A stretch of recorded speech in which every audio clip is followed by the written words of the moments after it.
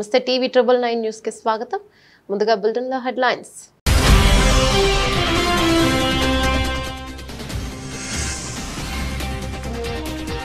ప్రధాని మోదీని కలిసిన టీమిండియా క్రికెటర్లు టీ20 ప్రపంచ కప్ సాధించిన జట్టును అభినందించిన ప్రధాని.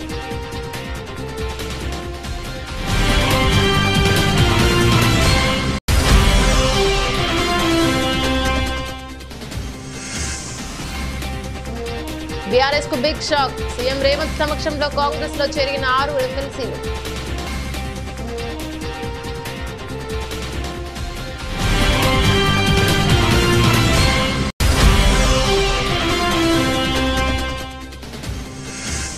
వైఎస్ఆర్ 75వ జయంతిని ఘనంగా నిర్వహించబోతున్నట్లు తెలిపిన మాజీ మంత్రి పేర్ని నాని. వైసీపీ శ్రేణులు ప్రజలకు మేలు చేసే కార్యక్రమాలు చేపట్టాలని పిలుపు.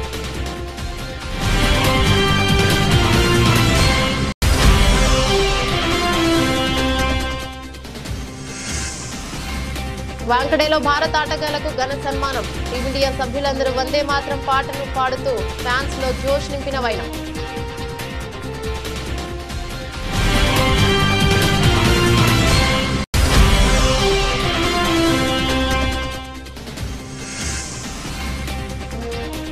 భారీ నష్టాల్లో స్టాక్ మార్కెట్లో క్షణాల్లో 3 లక్షల కోట్లు కోల్పోయిన మదుపర్లు.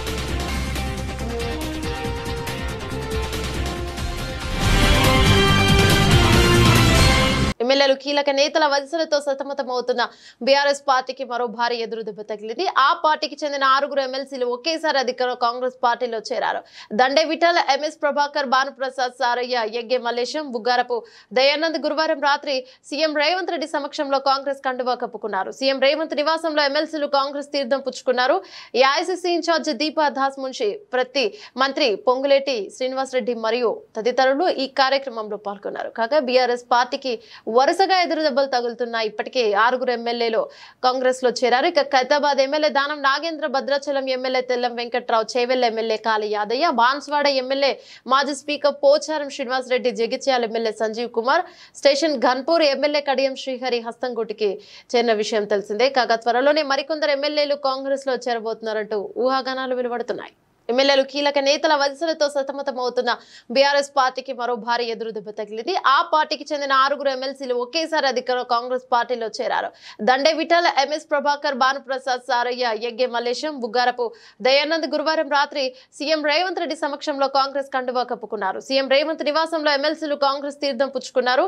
ఏఐసీసీ ఇన్ఛార్జ్ దీపా దాస్ మున్షి, ప్రతి మంత్రి పొంగులేటి శ్రీనివాసరెడ్డి మరియు తదితరులు ఈ కార్యక్రమంలో పాల్గొన్నారు. కాగా బీఆర్ఎస్ పార్టీకి వరుసగా ఎదురు దెబ్బలు తగులుతున్నాయి. ఇప్పటికే 6 ఎమ్మెల్యేలు కాంగ్రెస్ లో చేరారు. ఇక Khairatabad MLA Danam Nagender, Bhadrachalam MLA Tellam Venkat Rao, Chevella MLA Kale Yadaiah, Banswada MLA మాజీ speaker Pocharam Srinivasa Reddy, Jagtial MLA Sanjay Kumar, station Ghanpur MLA Kadiyam Srihari హస్తంగూటికి చేరిన విషయం తెలిసిందే. కాగా త్వరలోనే మరికొందరు ఎమ్మెల్యేలు కాంగ్రెస్ లో చేరబోతున్నారంటూ ఊహాగానాలు వెలువడుతున్నాయి. మాజీ సీఎం వైసీపీ అధినేత జగన్ నేడు నెల్లూరు సెంట్రల్ జైల్లో ఉన్న మాచర్ల మాజీ ఎమ్మెల్యే పిన్నెల్లి రామకృష్ణారెడ్డిని పరామర్శించారు. అనంతరం జైలు వెలుపల మీడియాతో మాట్లాడారు. పిన్నెల్లి రామకృష్ణారెడ్డిపై 307 సెక్షన్ కింద హత్యాయత్నం కేసు పెట్టి అన్యాయంగా జైల్లో బంధించారని మండిపడ్డారు. ఇవాళ రాష్ట్ర వ్యాప్తంగా ఇవే కార్యక్రమాలు చేస్తున్నారన్నారు. టీడీపీకి చంద్రబాబుకు ఓటేయలేదన్న ఒకే ఒక కారణంతో ఆస్తులు ధ్వంసం చేస్తున్నారని, దొంగ కేసులు పెడుతున్నారని ఆరోపించారు. దాడులు చేసేది వీళ్లే, మళ్లీ తమపైనే దాడులు చేస్తున్నారంటూ కేసులు పెట్టేది వీళ్లే అని జగన్ ధ్వజమెత్తారు. రాష్ట్రంలో ఇంత దారుణంగా పరిపాలన సాగిస్తున్నారని విమర్శించారు. ఇదే రామకృష్ణారెడ్డి విషయానికే వస్తే నిజంగా ఎంతటి అన్యాయమైన పరిస్థితిలో కేసులు బిగించారు అన్నది ఒకసారి అందరూ కూడా ఆలోచన చేయమని కోరుతా ఉన్నా. ఇదే విషయం కారంపూడి ఘటన జరిగింది ఎప్పుడు? ఎన్నికలు అయిపోయిన తర్వాత మరుసటి రోజు, అంటే మే 14వ తారీఖున కారంపూడిలో ఘటన జరిగింది. కారంపూడిలో ఏం ఘటన జరిగింది, ఎందుకు జరిగింది?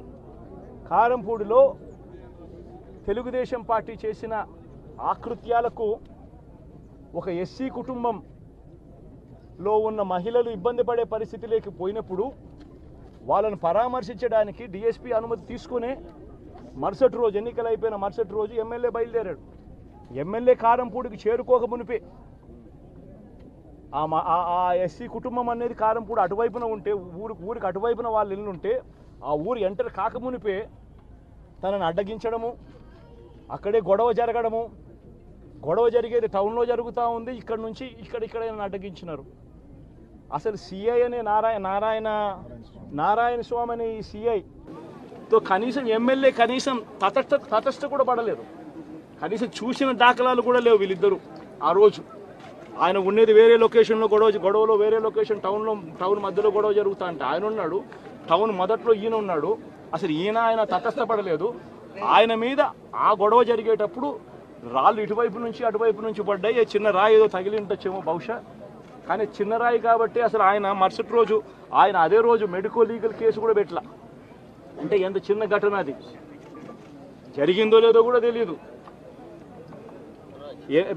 మే 14న జరిగితే 9 రోజుల తర్వాత, అంటే మే 23వ తారీఖున ఆయనకి ఏదో జరిగిందన్నట్టుగా ఆ సిఐ హత్యాయతనం కేసు పెట్టడం జరుగుతూ ఉంది రామకృష్ణ. అంటే కనీసం సీన్లో కూడా నేను వ్యక్తిని.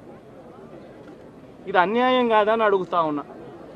నిన్న మధిర క్యాంప్ కార్యాలయంలో భద్రాద్రి థర్మల్ పవర్ స్టేషన్ లో జరిగిన అగ్ని ప్రమాదంపై డైరెక్టర్లు, చీఫ్ ఇంజనీర్స్ అధికారులతో సమీక్ష నిర్వహించిన డిప్యూటీ సీఎం భట్టి విక్రమార్క అగ్ని ప్రమాదానికి తనిఖీ చేయడానికి సోమవారం భోపాల్ నుంచి హెచ్ఈఎల్ బృందం వస్తున్నట్లు డిప్యూటీ సీఎం కు వెల్లడించారు. బీటీపీఎస్ అధికారులు, బీహెచ్ఈఎల్ నిపుణులు పరిశీలన అనంతరం అగ్ని ప్రమాదంలో జరిగిన నష్టానికి సంబంధించిన పూర్తి అంచనా వివరాలు, సమగ్ర నివేదిక పునరుద్ధరణ చేయడానికి కావలసిన చర్యలు తీసుకోవాలని అధికారులను ఆదేశించారు. జూలై 8న దివంగత మాజీ ముఖ్యమంత్రి వైఎస్ రాజశేఖర రెడ్డి జయంతి. రాజశేఖర రెడ్డి 75వ జయంతిని రాష్ట్ర వ్యాప్తంగా ఘనంగా నిర్వహించబోతున్నామని మాజీ మంత్రి పేర్ని నాని వెల్లడించారు. ఆయన మీడియాతో మాట్లాడుతూ వైఎస్ఆర్ జయంతి రోజున వైసీపీ శ్రేణులు సామాజిక సేవా కార్యక్రమాలు చేపట్టాలని పిలుపునిచ్చారు. మొక్కలు నాటడం, రక్తదానం, పుస్తకాల పంపిణీ తదితర కార్యక్రమాలు చేపట్టాలని పేర్కొన్నారు. వైఎస్ఆర్ను ఆరాధించే వాళ్ళు ఈ కార్యక్రమంలో పాల్గొనవచ్చని తెలిపారు. ఈ మేరకు జగన్ ఆదేశించారని పేర్ని నాని వెల్లడించారు. వైఎస్ఆర్ ఆశయాలను, సిద్ధాంతాల స్ఫూర్తితోనే వైసీపీ ఏర్పడిందని, వైఎస్ఆర్ భావజాలం ఆధారంగానే పార్టీ ముందుకు నడుస్తోందని వివరించారు. పునాదిగా ఉన్నటువంటి రాజశేఖర రెడ్డి గారి యొక్క ఆలోచన విధానమే కారణంగా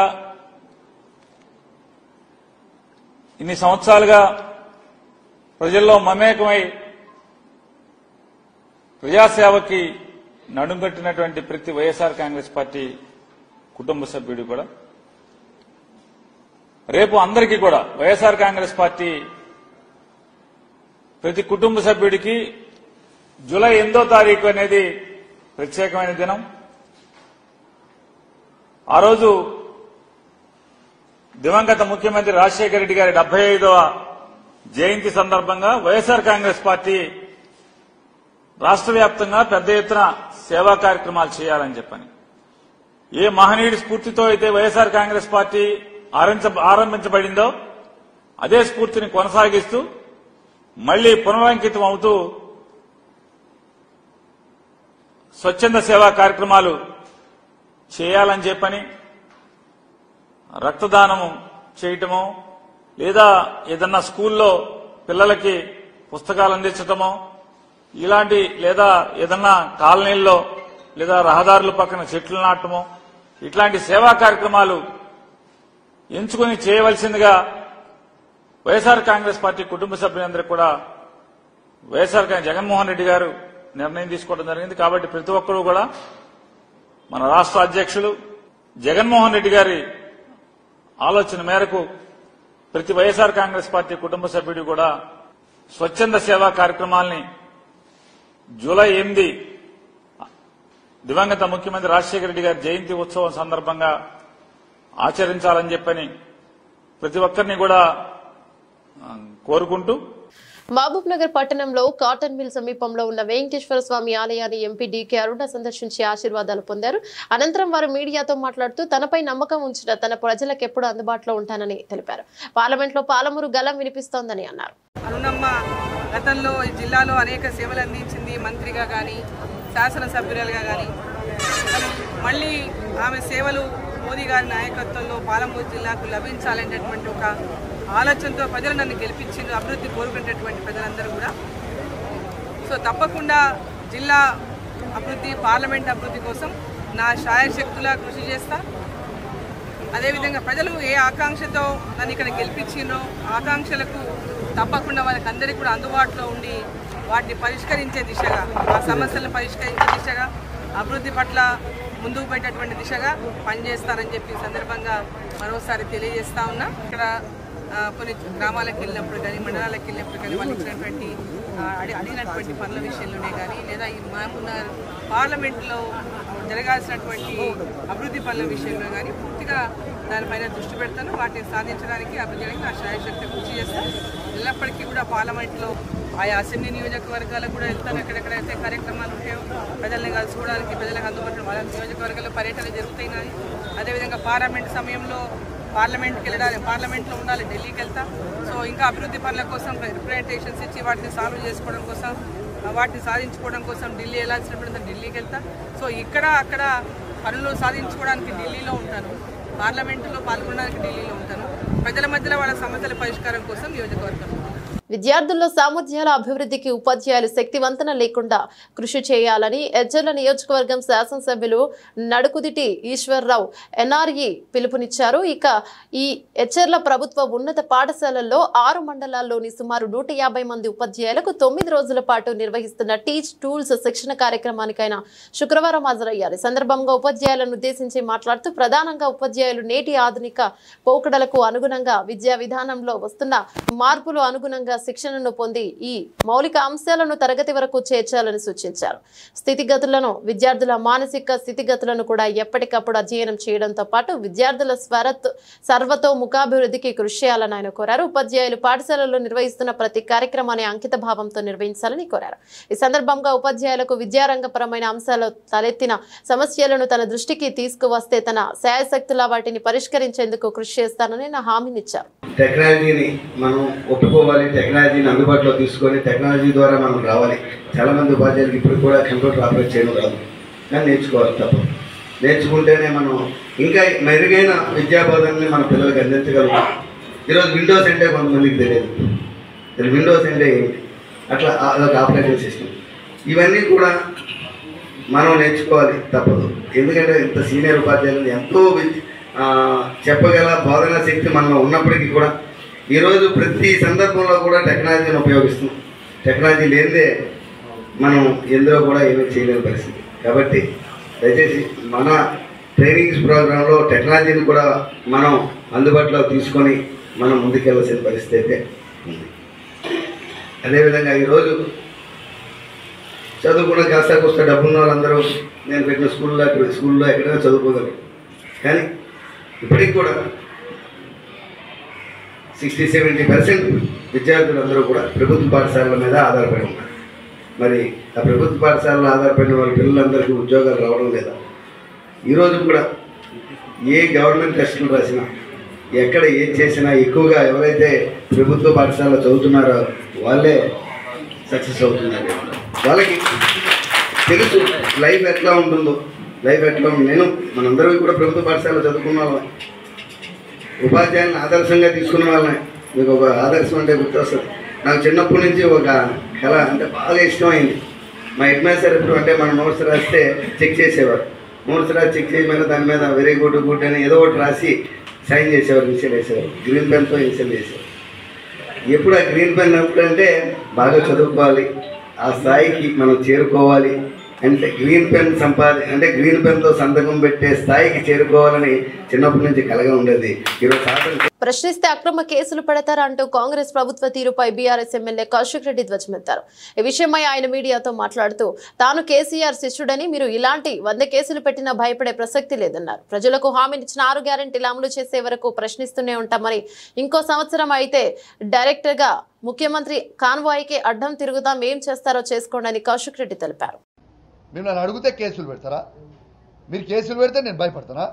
అరే బిడ్డ, నేను కేసీఆర్ శిష్యుని, నేను భయపడే ప్రసక్తే లేదు. మీరు ఇట్లాంటి 100 కేసులు పెట్టుకున్నా కూడా మీరు ప్రజలకి హామీ ఇచ్చిన 6 గ్యారెంటీలు ఇచ్చే వరకు మేము కేసీఆర్ గారి నాయకత్వంలో ప్రశ్నిస్తూనే ఉంటాం, మేము నన్ను అడుగుతూనే ఉంటాం. మీరు 100 కేసులు పెడితే పెట్టుకొని కేసులకు ఎవరు భయపడేటోడు లేడు. మీరు బాగా ఇబ్బంది పెట్టి కేసులు పెట్టినా కూడా మా హుజురాబాద్ నియోజకవర్గ ప్రజల కోసం, తెలంగాణ ప్రజల కోసం మీరు మమ్మల్ని జైల్లో పెట్టినా కూడా జైలు పోవడానికి కూడా నేను సిద్ధంగా ఉన్నా. మీకు కేసులకి భయపడేటోని కాదు.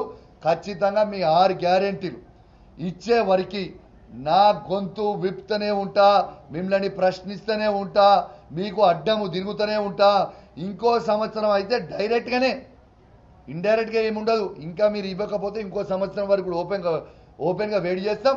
డైరెక్ట్గా ముఖ్యమంత్రి కాన్వేకే అడ్డం తిరుగుతా ఒక శాసనసభ్యునిగా రాసి పెట్టుకొని మీరు ఏం చేస్తారో చేసుకోరి. పోలీసు వాళ్ళని వాడుకొని లాఠీ దెబ్బలు తినడానికి కూడా మేము రెడీగా ఉన్నాం. మళ్ళా మేము 5 ఏళ్ల తర్వాత అధికారంకి వస్తాం. ఎవరైతే మమ్మల్ని ఇబ్బంది పెడుతుర్రో అప్పుడు ఉంటుందిరా మీకు స్వామి రంగా, మామూలుగా ఉండదు, గుర్తుపెట్టి. నెల్లూరు పార్లమెంట్ సభ్యులు వేమిరెడ్డి గ్రామాన్ని ప్రభాకర్ రెడ్డి దత్తత తీసుకున్న పల్లిపాడు గ్రామాన్ని ఆదర్శ క్రమంగా తీర్చిదిద్దుతామని కొవ్వూరు ఎమ్మెల్యే రెడ్డి ప్రశాంత్ రెడ్డి అన్నారు. ఇక్కడ జాతిపిత మహాత్మా గాంధీ తిరిగిన ఈ ప్రదేశంలో అల్లూరు సీతారామరాజు గారి జయంతి జరుపుకోవడం నాకు చాలా సంతోషంగా ఉంది. ఎందుకంటే ఇద్దరు వేరు భావాలు కలిగిన వాళ్ళు. గాంధీజీ అహింసావాది, అల్లూరు సీతారామరాజు ఒక యోధులు, స్వాతంత్ర సమరానికి కోసం పోరాడిన యోధులు. కాబట్టి వారిద్దరిది గుర్తు చేసుకోవడం ఈరోజు చాలా గొప్ప విషయం. అందులో ఈ చిన్నారులు మధ్య ఈ అల్లూరు సీతారామ జయంతి వేడుకలు జరుపుకోవడం చాలా సంతోషంగా ఉంది. ముఖ్యంగా మీకందరికీ తెలుసు, మాకు వేమిరెడ్డి ప్రభాకర్ రెడ్డి గారికి కానీ నాకు కానీ ఈ పల్లెపాడు అంటే చాలా ఇష్టం. ఈ పల్లెపాడు నా కొవ్వూరు నియోజకవర్గంలో ఉండడం, నిజంగా పల్లెపాడులోని గాంధీ ఆశ్రమం నా కొవ్వూరు నియోజకవర్గంలో ఉండడం నాకు చాలా సంతోషం అనిపించింది. రాష్ట్ర కురుమ సంఘం అధ్యక్షుడు కురుమరత్న బీఆర్ఎస్ ఎమ్మెల్సీ యజ్ఞ మల్లేశం కురుమ కాంగ్రెస్ పార్టీలో చేరారు. గురువారం రాత్రి ముఖ్యమంత్రి రేవంత్ రెడ్డి నివాసంలో తోటి ఎమ్మెల్సీలతో పాటు యజ్ఞ మల్లేశం కురుమ కూడా కాంగ్రెస్ పార్టీలో చేరడంతో సర్వత్రా హర్షం వ్యక్తమవుతుంది.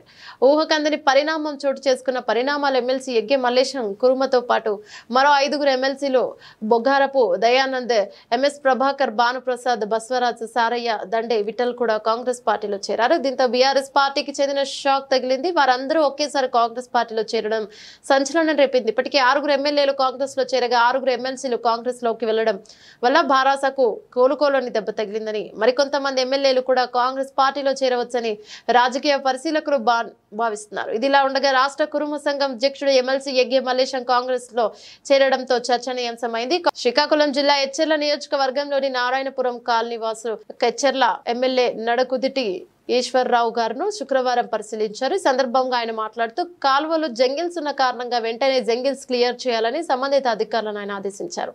రైతులకు ఖరీఫ్ సీజన్ వచ్చేసరికి సాగునీటి ఎటువంటి ఇబ్బందులు లేకుండా చూడాలని ఆయన పిలుపునిచ్చారు.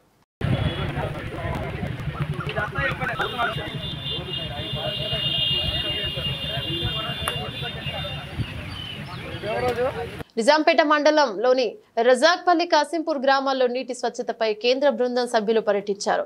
జల్ జీవన్ మిషన్ లో భాగంగా గ్రామాలలో ప్రజలకు సరఫరా అవుతున్న మిషన్ భగీరథ నీటిని కేంద్ర బృందం సభ్యులు ఇంటింటికి తిరుగుతూ నల్లాలను పరిశీలించారు. మిషన్ భగీరథ ఏఈ భిక్షపతి మాట్లాడుతూ మిషన్ భగీరథ ద్వారా ఇంటింటికి నల్లాల ద్వారా సరఫరా అవుతున్న మంచినీటిని కేంద్ర బృంద సభ్యులు పరిశీలించడం జరిగిందని, నీటి యొక్క నాణ్యత తెలుసుకోవడానికి పీహెచ్ పరీక్షలు నిర్వహించడం జరిగిందని, పరీక్షలు నిర్వహించిన వేదికను ఉన్నతాధికారులకు అందజేయనున్నట్లు వారు తెలిపారు.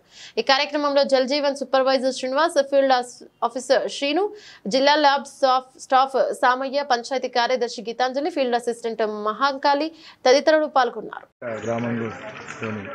రజాక్పల్లి గ్రామానికి central team Jal Jeevan machine కేంద్ర సభ్యులు ఈరోజు ఈ గ్రామాన్ని సందర్శించి ఈ గ్రామంలో మంచినీటి సరఫరా, మిషన్ బయట వాటర్ ఎలా సరఫరా జరుగుతున్నది, వాటి క్వాలిటీ ఎలా ఉంది, దాన్ని పరీక్ష చేయడానికి జలజీవన్ టీం కేంద్ర సభ్యులు ఇక్కడికి వచ్చారు. దానిలో భాగంగా ఈ రజాక్పల్లి గ్రామం అంతా కూడా మేము పరిశీలించి కొన్ని వాటర్ శాంపిల్స్ తీసుకోవడం జరిగింది. వీటిని పరీక్ష చేసిన తర్వాత మనకు రిజల్ట్స్ పెట్టారు. హుజురాబాద్ నియోజకవర్గ కాంగ్రెస్ పార్టీ ఇన్ఛార్జ్ వడితల ప్రణవ్ ఈరోజు ఉదయం హుజురాబాద్ పట్టణంలోని హై స్కూల్ మైదానంలో మార్నింగ్ వాక్ లో పాల్గొని వాకర్స్ తో మాట్లాడారు. ఈ సందర్భంగా వాకర్స్ అసోసియేషన్ పలు సమస్యలను ప్రణవ్ దృష్టికి తీసుకొచ్చారు.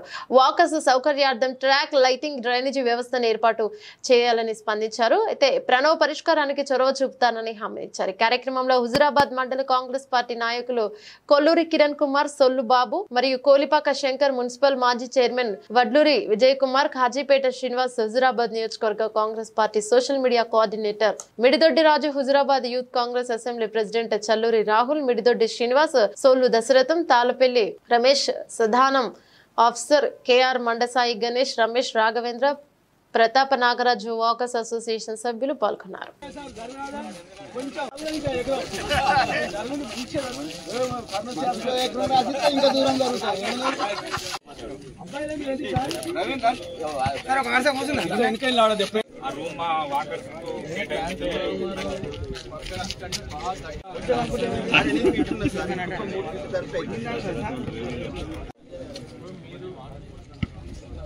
మూడు స్టెప్ బై స్టెప్ ఫస్ట్ మనకు drainage, second track, third lights.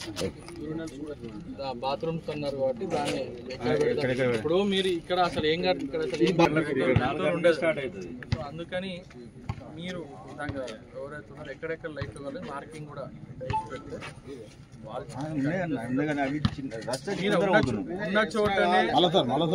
ఉన్న చోటనే పెట్టాలి ఒక ఆప్షన్. కొన్ని స్పాట్స్ ఐడెంటిఫై టర్నింగ్స్ దగ్గర, మూల దగ్గర ఏమైతే డార్క్ అయిపోతుంది కంప్లీట్లీ. సో అవే ఉన్నా కూడా మీరు చెప్తే దాన్ని బట్టి. తెలంగాణ ప్రభుత్వం నిరుద్యోగులకు ఇచ్చిన హామీలను నెరవేర్చకుండా వ్యవహరిస్తున్న మొండి వైఖరిని నిరసిస్తూ విద్యార్థి సంఘాలు చలో కలెక్టరేట్ కార్యక్రమాన్ని పిలుపునివ్వడంతో అర్ధరాత్రి నిజాంపేట పోలీసులు విద్యార్థి సంఘాల నాయకులను అరెస్ట్ చేసి పోలీసులు తరలించారు. ఈ సందర్భంగా బీఆర్ఎస్ నియోజకవర్గ అధ్యక్షులు రంజిత్ గౌడ్, ఏబీవీపీ రాష్ట్ర కార్యవర్గ సభ్యులు బండారి ప్రశాంత్ మాట్లాడుతూ తెలంగాణ నిరుద్యోగులకు ఇచ్చిన హామీలు నెరవేర్చాలంటూ ప్రభుత్వం మొండి వైఖరి మీద నివసిస్తూ చలో కలెక్టరేట్ కార్యక్రమాన్ని పిలుపునిస్తే విద్యార్థి సంఘాల నాయకులు అరెస్టు చేయడం ఎంతవరకు సమంజసమని వారు ప్రశ్నించారు. నిరుద్యోగులకు ఉద్యోగాలు కల్పిస్తామని అధికారంలో వచ్చిన కాంగ్రెస్ నేడు నిరుద్యోగులకు శాపంగా మారిందన్నారు. ఈరోజు అర్ధరాత్రి 12 గంటలకి నిజాంపేట పోలీసులు అక్రమ అరెస్టులు చేయడం జరిగింది. ఎందుకంటే తెలంగాణ రాష్ట్రంలో చూసుకున్నట్లయితే నిరుద్యోగులకు ఇంతవరకు న్యాయం చేయలేని ప్రభుత్వాన్ని మనం తెలంగాణ రాష్ట్రంలో చూస్తూ ఉన్నాం. ఈ తెలంగాణ రాష్ట్రంలో నిరుద్యోగులంతా ఏకమై కాంగ్రెస్ పార్టీని ఎన్నుకోవడం జరిగింది. కానీ ఆ నిరుద్యోగులకి అన్యాయం చేస్తున్నటువంటి ప్రభుత్వం ఏదైనా ఉందంటే అది తెలంగాణ రాష్ట్రంలో ఉన్నటువంటి కాంగ్రెస్ ప్రభుత్వం. వెంటనే తెలంగాణ రాష్ట్రంలో మెగా డిఎస్సిని ప్రకటన చేయాలి. అలాగే నిరుద్యోగులకి వెంటనే ఉద్యోగాలు కల్పించాలని అఖిల భారతీయ విద్యార్థి పరిషత్ డిమాండ్ చేస్తూ ఉంది. లేకపోతే ఉద్యమాలు చేసైనా రేవంత్ రెడ్డిని గద్దె దింపైనా మేము నిరుద్యోగులకు న్యాయం జరిగేంత వరకు అఖిల భారతీయ విద్యార్థి పరిషత్ పోరాడుతుందని తెలియజేస్తా ఉన్నాము. జై హింద్, జై భారత్. ఉద్యోగాలు కల్పిస్తామని చెప్పి అధికారంలోకి వచ్చిన కాంగ్రెస్ నేడు నిరుద్యోగుల పాలిట శాపంగా మారింది. ఏ నిరుద్యోగులైతే తమకు న్యాయం చేస్తారని చెప్పి గద్దెనకిచ్చిరో ఆ నిరుద్యోగులకు మళ్ళీ వాళ్ళను ప్రభుత్వం నుంచి కూలగొట్టుడు పెద్ద విషయమేం కాదు. మెగా డిఎస్సి వేస్తాము, ఉద్యోగ కల్పన చేస్తామని చెప్పి ఆ రోజు రాహుల్ గాంధీ గారు తన పాదయాత్రలు చెప్పి ఈరోజు మర్చిపోయారు. దానికి తగిన గుణపాఠం రాబోయే రోజులలో వాళ్ళు అనుభవిస్తారు. ఆనాడు కేసీఆర్ గారి ప్రభుత్వంలో వేసిన ఉద్యోగాలే తప్ప ఇప్పటికి కూడా ఒక నోటిఫికేషన్ కూడా ఇంతవరకు జారీ చేయకపోవడం చాలా శోచనీయం. కరోనా సమయంలో చాలా మందికి సహాయం చేసి అప్పటి వరకు విలన్ అని పేరు తెచ్చుకున్న సోను ఒక్కసారిగా హీరోగా మారిపోయాడు. ఇక ఈ సహాయం చేస్తూ వచ్చిన ఇమేజ్ తో విలన్ గా సినిమాలు చేస్తే ఇబ్బందులు ఎదురవుతాయని భావించి సినిమాలు చేయడం కూడా ఆయన తగ్గించేశాడు. బాలీవుడ్ లో హీరోగా సినిమాలు చేసే ప్రయత్నాల్లో ఉన్నాడు.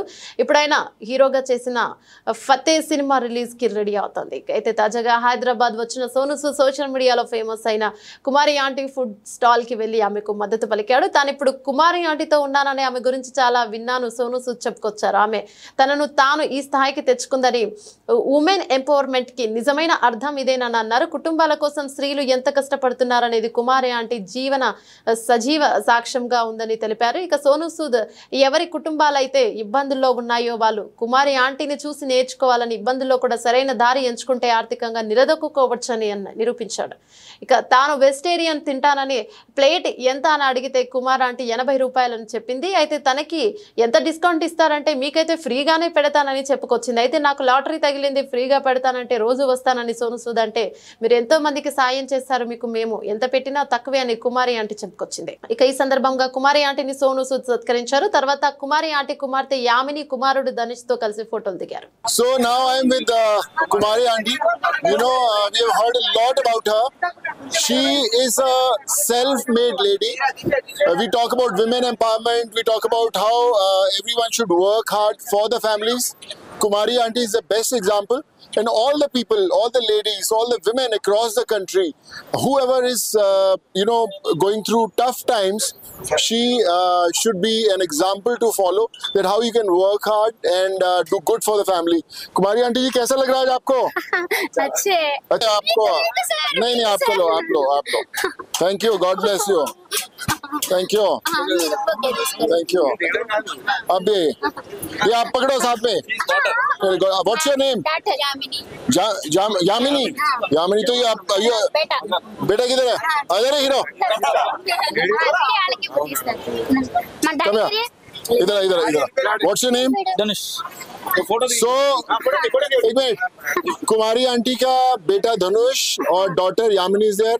आप लोग मम्मी का हेल्प करते हैं क्या? హైదరాబాద్ పెద్దాంబరపేట వద్ద నల్గొండ సిసిఎస్ పోలీసులు కాల్పులు జరిపారు. ఔటర్ రింగ్ రోడ్ వద్ద దోపిడీ దొంగలను పట్టుకునే క్రమంలో వారు దాడికి తెగబడడంతో పోలీసులు గాల్లోకి తుపాకులు కాల్చారు. అనంతరం 4 సభ్యుల దొంగల ముఠాను అదుపులోకి తీసుకున్నారు. బీసీసీఐ ఏర్పాటు చేసిన ప్రత్యేక బస్సులో ఆటగాళ్లందరూ ఢిల్లీ ఐటీసీ మౌర్య హోటల్ కు వెళ్లారు. అక్కడి నుంచి నేరుగా వెళ్లి ప్రధాని నరేంద్ర మోదీతో భారత ప్లేయర్లు భేటీ అయ్యారు. ప్రధానితో కలిసి వారు అల్పాహారం చేస్తారు. ఈ సందర్భంగా మోదీ ప్రతి క్రికెటర్ వద్దకు వెళ్లి ఆప్యాయంగా పలకరించి అభినందనలు తెలియజేశారు. టీ20 ప్రపంచ కప్ సాధించిన విజయ గర్వంతో స్వదేశంలో అడుగుపెట్టిన టీమిండియా నేరుగా ఢిల్లీలోని ప్రధాని మోదీ నివాసానికి చేరుకుంది. ప్రధాని మోదీ అందరినీ ఆప్యాయంగా పలకరించారు. పర్యటనకు సంబంధించిన వివరాలు అడిగి తెలుసుకున్నారు. క్లిష్ట పరిస్థితిలో ఒత్తిడిని తట్టుకున్నారని ప్రశంసించారు. ఒక్కో ఆటగాడిని పలకరించారు. ప్రశ్నలతో అందరినీ నవ్వించారు. ఫైనల్ మ్యాచ్ లో విజయం తర్వాత రోహిత్ శర్మ మైదానంలో అలాగే బోర్లా పడుకొని లేచి ఆ తర్వాత పిచ్ పై ఉన్న మట్టిని 2 సార్లు నోట్లో వేసుకున్నాడు. దీనిని గుర్తు చేసుకున్న ప్రధాని మోదీ రోహిత్ పిచ్ రుచి ఎలా ఉంది అని సరదాగా ప్రశ్నించారు. క్లిష్ట పరిస్థితిలో క్రీజుల్లోకి వచ్చి మంచి స్కోర్ చేయడం ఎలా అనిపించిందని అక్షర్ పటేల్ అడిగారు. ఫైనల్ మ్యాచ్ లో బరిలోకి దిగిన అక్షర్ పటేల్ ఒక 4 సిక్సర్లతో 47 పరుగులు చేశాడు. కీలక సమయంలో అద్భుత ప్రదర్శన కనబరిచాడు. డీటెయిల్స్ చూస్తే దేశీయ స్టాక్ మార్కెట్ శుక్రవారం భారీ నష్టాలతో కొనసాగుతున్నాయి. ఈ క్రమంలో సెన్సెక్స్ నిఫ్టీ సూచీలతో పాటు బ్యాంక్ నిఫ్టీ కూడా ఒక ఒత్తిడిలో కనిపించింది. ఈ నేపథ్యంలో సెన్సెక్స్ ఉదయం 10:40 నాటికి 319 పాయింట్లు పడిపోయి 79,731 పరిధిలో ఉంది. మరోవైపు నిఫ్టీ 63 పాయింట్లు పతనమై 24,239 స్థాయిలో ఉంది. మరోవైపు బ్యాంక్ నిఫ్టీ 593 పాయింట్లు పతనమై 52,511 పరిధిలో ఉంది. ఇక ఐటీ ఫార్మా షేర్లలో పెరుగుదల కనిపించిన బ్యాంకింగ్ షేర్లలో మాత్రం తీవ్ర ఒత్తిడి నెలకొంది. ప్రధానంగా హెచ్డిఎఫ్సి బ్యాంక్ స్టాక్ ఏకంగా 3% కంటే ఎక్కువ నష్టాన్ని చవిచూస్తుంది. ఈ క్రమంలో హెచ్డిఎఫ్సి బ్యాంక్ మరియు Titan company, Tata steel, UltraTech cement కంపెనీల స్టాక్ టాప్ 5 నష్టాల్లో ఉండగా డివిస్ ల్యాబ్స్ మరియు ఓఎన్జీసీ, సిప్లా, లారెన్స్, రిలయన్స్ మరియు సంస్థల స్టాక్ టాప్ 5లో ఉన్నాయి. ఇక ఎన్ఎస్ఈలో ప్రారంభ ట్రేడింగ్ సిప్లా, హిందాలో మరియు బజాజ్ డివిస్ ల్యాబ్స్ పురోగమించగా టీసీఎస్, టైటాన్, టాటా స్టీల్ క్షీణించాయి. ఈ క్రమంలో mid cap index 0.05%, small cap index 0 మరియు 2-3% పెరిగింది. రంగాల వారీగా చూస్తే Nifty financial services, Nifty private bank, Nifty auto నష్టాలను చవిచూడగా Nifty health care, Nifty pharma మరియు నిఫ్టీ ఎస్ఎంజీసీ, నిఫ్టీ మరియు పిఎస్యు బ్యాంక్ లాభపడ్డాయి. ఇక ఈ నేపథ్యంలో మదుపర్లు దాదాపు 3 లక్షల కోట్లకు పైగా నష్టపోయినట్లు తెలుస్తోంది. బులెటిన్ ముగించే ముందు హెడ్లైన్స్ మరోసారి.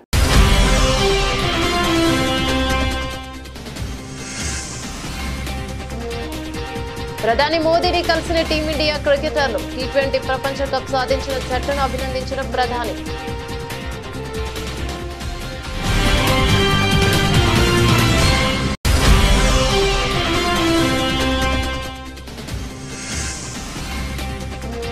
బీఆర్ఎస్ కు బిగ్ షాక్. సీఎం రేవంత్ సమక్షంలో కాంగ్రెస్ లో చేరిన 6 ఎమ్మెల్సీలు.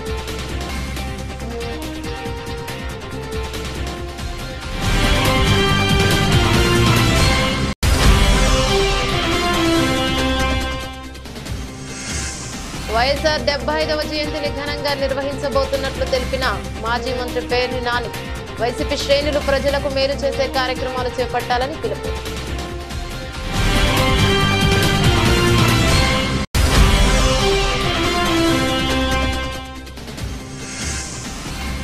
వాంకడేలో భారత ఆటగాళ్లకు ఘన సన్మానం. టీమిండియా సభ్యులందరూ వందే మాత్రం పాటను పాడుతూ ఫ్యాన్స్ లో జోష్ నింపిన వైనం.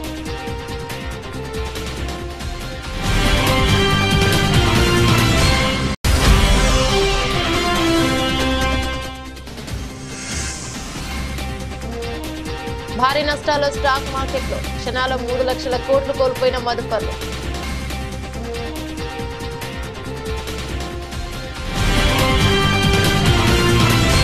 ఇవి బులెటిన్లోని అప్డేట్స్. మరో బులెటిన్లో మళ్ళీ కలుసుకుందాం. అందరికి సెలవు. నమస్తే.